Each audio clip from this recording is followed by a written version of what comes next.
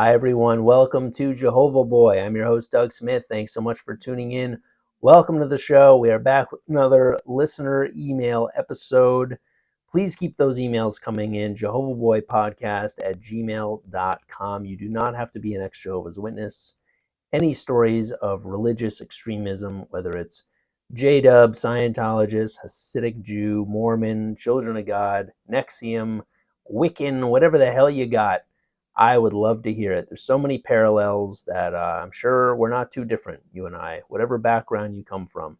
So, and it doesn't have to be you. If you have a family member or a friend that grew up ultra religious and you would like to share their story or possibly how it affected you and your relationship with them, please hit me up, jehovahboypodcast@gmail.com. I'm also scheduling phone calls with ex-Jehovah's Witnesses to get their story verbatim, directly from the source. If you want to email me, that's great, but I am conducting interviews with ex-J-Dubs that will be featured on the show. So if you would like to have a discourse with me, a back and forth, share your story, you can also arrange for that. You can email that same email address or direct message me on Instagram, and we will schedule a time to talk.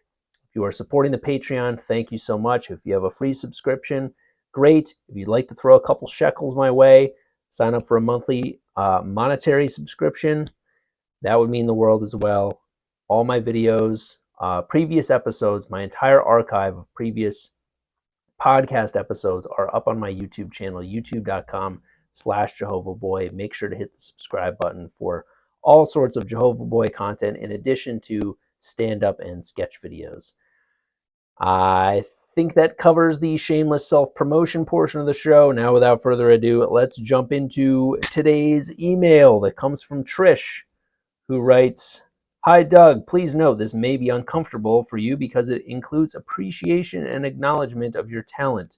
Govern yourself accordingly." Wow, I'm blushing already. "Thank you so much for your podcast and online presence. You help so many people, witnesses, whether currently questioning, inactive, or former, and also the general public or members of other cult-like organizations. You are so incredibly appreciated for your skill, honesty, and incisive wit. Truly, you somehow managed to take some of the sting out of our shared trauma with your hilarious sense of humor." My gosh. "You foster and reinforce the realization that the JWs do not have some divine ordained monopoly on community, and their exclusionary views are at best ridiculous and at worst devastating. Your relatable stories of a childhood of exclusion from normalcy, forced isolation from worldly people, and the dreaded, hoped for, always around the next corner potential of Armageddon create a feeling for me of being deeply understood, included, and supported." Thank you. That means the world. That was the ultimate goal when I started this, was to join a community that is already very much established of ex-Jehovah's Witnesses and advocates who are trying to, I hate the term create awareness. Can we come up with a better fucking term than create awareness? It's so disgustingly libtard. But yeah, just to kind of let people who are still in PMO, as they say, physically and mentally out, who are looking for an out, let them know that there are these groups. There's other podcasters like myself. There's support groups. There is a whole online presence of various YouTubers and influencers that have various channels and are continually churning out content that is questioning Jehovah's Witness indoctrination and beliefs and the shunning and ostracization that goes on and all the deviant punishing practices. So, like I've said before, when I was a kid and I was questioning things, I didn't have any sort of portal to the outside world where I could come in contact and do research and find out that there was any sort of help on the outside from people that understand, who lived it, who have this shared experience that could maybe help me get a footing when I leave. But now, if you listen to my last episode, there are support groups devoted to just this very thing, the Liberati, the liberati.org. Check them out. I had a fantastic conversation with 3 of the founding members who, much like the group Footsteps that help the Hasidic Jewish community, they help ex-Jehovah's Witnesses get their footing when they venture into the outside world, whether it's getting government assistance, finding jobs, finding housing, whatever they need to do to kind of get on their feet and get started and acclimating to a life on the outside. So there's wonderful things happening, and I'm really thrilled and honored to be a part of this community that can offer any solace, comfort, encouragement to people who are still in the organization, who are looking for an out, or people who are out who are struggling and looking for just validation, looking for someone to acknowledge their shared experience. So thank you, Trish. That means a lot.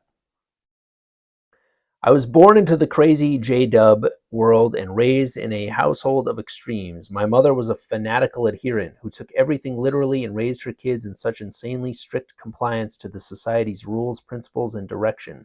Subject, of course, to the light getting brighter, aka knee-jerk reactions to membership nosedives that were the most painfully awkward, naive nerds for many miles. That's given me flashbacks. The whole light getting brighter saying was very common amongst Jehovah's Witnesses, I remember, which is kind of insane when you think about it, because the light getting brighter, that's a term used for when somebody is on their deathbed most often. Don't go toward the light. You know, with Jehovah's Witnesses, death being imminent for the rest of humankind, that's viewed as a positive.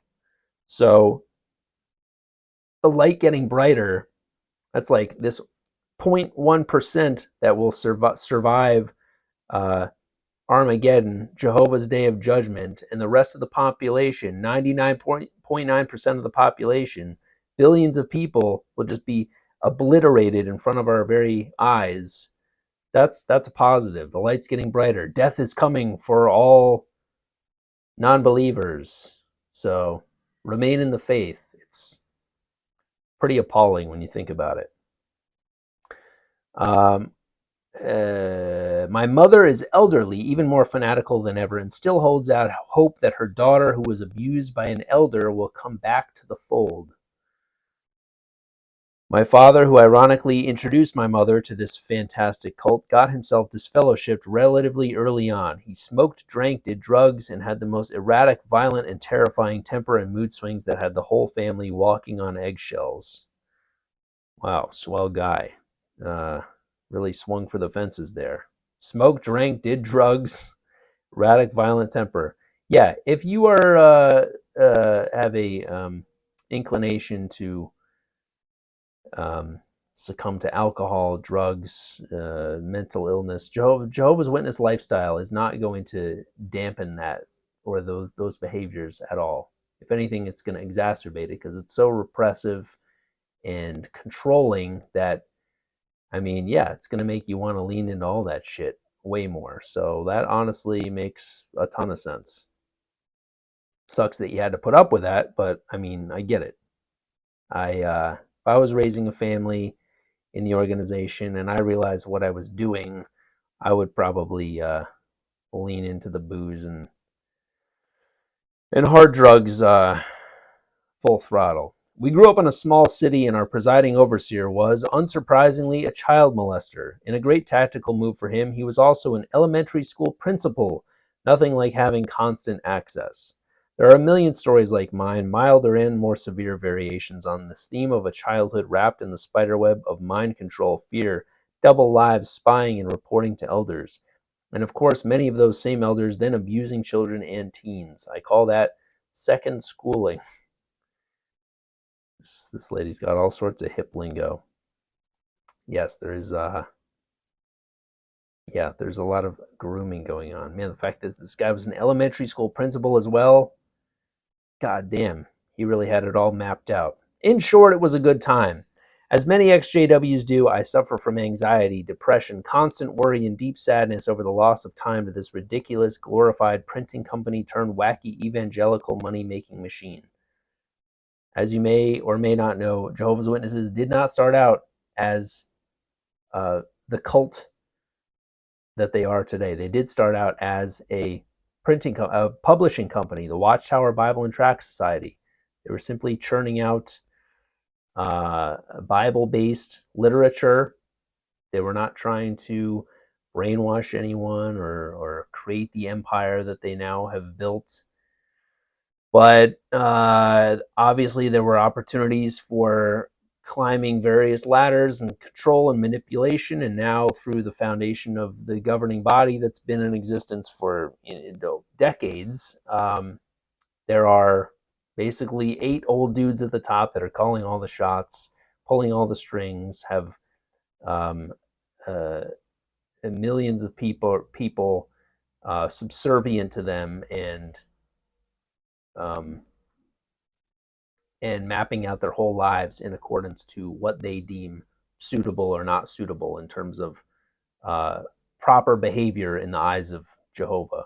And it's not Bible based. They profess to be entirely Bible based, but it's all things that are twisted and manipulated that they think stem from the Bible. But if you are a true Bible scholar and then you compare Bible based knowledge to Jehovah's Witness indoctrination, there's very few parallels. Most of it is entirely fucking made up and manipulated from nothing. It's full of holes.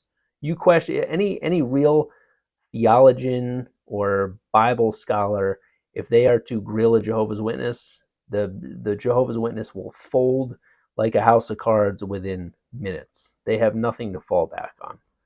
So again, it did not start out as the evangelical money-making machine it is today, but it is now worth, I think it's safe to say, billions of dollars. They sold all that real estate in Dumbo. Their world headquarters, they sold that property for $1 billion, and yeah, they are a money-making empire. So where there's money, where there's greed, there's going to be a lot of corruption, and that's not going anywhere. Trish continues, I try to practice radical acceptance and take solace in knowing that nothing really matters in the timeline of this massive universe except how we treat each other, and it turns out how we treat ourselves. I have to remind myself that I'm a good person, worthy of the kindness and love of my friends, and that I deserve any success or happiness that I derive from my work or relationships. It is difficult not to revert to my defense mechanism of sardonic, sarcastic, and self-deprecating thoughts and speech. It is also the weirdest feeling to try to foster this self-esteem, having been convinced from such an early age of our worthlessness, our innate imperfection, and lack of deserving anything good in this life. Yes, that is absolutely very much rings true. Living a happy and content life in this life, the only life that we know, coming from that background is much easier said than done. You think when you leave, you have this, the world is your oyster and you ultimately have all this freedom, but you have no foundation for identity, self-worth, self-acceptance, self-love. Anything involving the self has been eradicated. It has been removed from you. It's been brainwashed out of you because you are not taught to view yourself as anything other than a loyal, subservient soldier for Jehovah and his greater purpose. And you are taught to not think for yourself, not to resort to free will or free thinking. You are taught to fall in line, follow orders, regurgitate all these doctrines and principles that have been told to you repetitively over and over and over for years. So you just regurgitate these things, these sayings without even questioning them. So yes, once you leave and you have to actually reroute that thinking and form an identity and boost yourself up and have any sort of confidence to navigate a life in the real world, it's extremely difficult. So even 20 years out, I struggle with that on a daily basis. Clearly, Trish does as well as many other witnesses that have been out for a long time. It's not just a snap of the fingers, you're in, you're out. That indoctrination, that brainwashing stays with you for a very, very long time. She continues, but is this life all there is? Yes, you stupid bitches, 3 exclamation marks. We have given them more than enough of our time, thoughts, and efforts. We have the frequent flyer points of 1,000 J-dub guilt trips, and it is impossible to completely remove from our brains. But we can try every day to use compassion to help others and ourselves. You are a good person. You are a good dad, husband, friend. You are also a great comedy mind, and you have such insight and provide us with bits of joy, relief, and laughter. You are so valuable. Sounds like, I don't know, was I like borderline suicidal in a previous episode? This sounds like stuff I would want to hear from a hotline as I was standing at the edge of the building ready to leap. This might turn things around for me if I was so inclined. Wow, this is she's just gushing here. Gotta be honest. Feels nice, you know. These are all things that I need to believe in my own heart. You know, not look to other people for validation. That's been my downfall for many, many years, seeking validation from strangers. But I gotta admit, it feels pretty fucking good. So thanks, Trish. Thank you again for your bravery, your inclusiveness, and your authentic heart. I wish as much love, comfort, and happiness as possible for your lovely family. You are doing great. Little Doug would be so grateful and proud. Apostatically yours, fellow apostate, Trish. I sent her an email responding to this, thanking her profusely for really giving me a boost and keeping me going. I got this email from her a couple months ago when I was, questioning whether I should keep doing this, questioning my worth, whether anybody wanted to hear what I had to say, whether I was worth a shit, whether my podcast was a fucking waste of time. And this email came at just the right time. It definitely gave me a much needed boost and kept me going for a while. So I emailed her thanking her. She sent me a second email with a little bit more of an update on her current status, where she writes, I'm so happy to be able to provide even a little moral support for your important work. You are definitely helpful. Even your email response made me realize that I needed to focus more in my message to you on the positive aspects of my life outside the J-dubs. As you say in the intro to your podcast, there is trauma, hardship, and struggle, but there is also overcoming it and not letting it define us. I refuse to be ensconced in the drab mauveness of the past. So much mauve. Thank you. Someone else who remembers the mauve overload of every fucking Kingdom Hall that you will ever go into. I dare you. I would love to see. Here's a challenge for you listeners. I would love for you to send in a picture of a single Kingdom Hall, if you ever come across one, that is not just dripping in mauve. I don't think they exist. I think Jehovah's Witnesses are in cahoots with Big Mauve, and they are single-handedly keeping the color mauve in business. Because I'm not a fan. I don't know if it's specifically because of Kingdom Halls being, just completely drenched in that color that's so putrid and offensively neutral. But yeah, it's weird. I don't know what the correlation is there. I don't know if they think that that's not a distracting color, but it is distracting because it's so fucking putrid. Anyway, if you've ever been to a Kingdom Hall that is not that color, I don't even want to say the word anymore. I don't even want to give it power. Please send me a photo. I would love to see a Kingdom Hall that has a color palette that is any variation other than what I mentioned. I have been effectively out for 20 years. In that time, I have made many good, close friends, a few of whom are ex-JWs. I did post-secondary education, and I work in regulated healthcare, doing work that I enjoy and that provides pain and stress relief to patients, including body work for people post-injury and surgery. It is very rewarding to bring actual help to people instead of watchtowers they will use to line their bird cages. At least those watchtowers are getting put to use at all. But yes, that is true service. That is true help. That's beautiful that you're actually able to truly help people.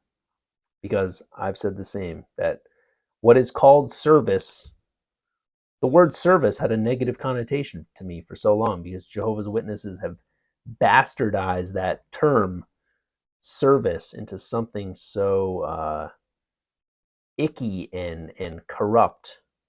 Going out, knocking on doors, proselytizing, pushing this um, unwanted indoctrination on people. That is called field service, and it is the opposite of service. Service is something that people need and want. That can, I know why they think of it as they think they're saving lives, but they're not. They're just pissing people off. They're just waking people up on Saturday morning, disrupting their fucking family breakfast.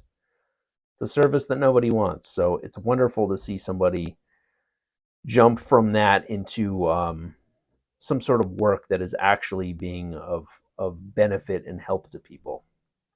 My siblings all left the Witnesses as well. We have a strong bond and are closer than ever before. Humor has gotten us through a lot of the craziness dealing with our parents or being shunned by them and life in general.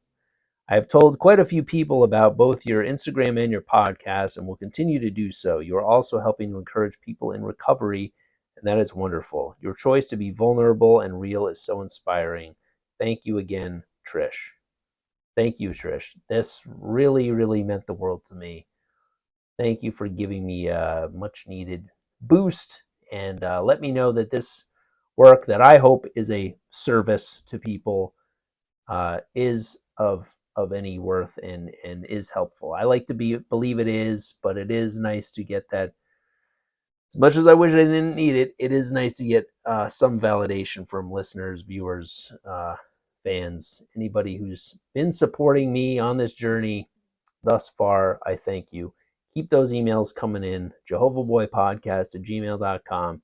I'll see you next week.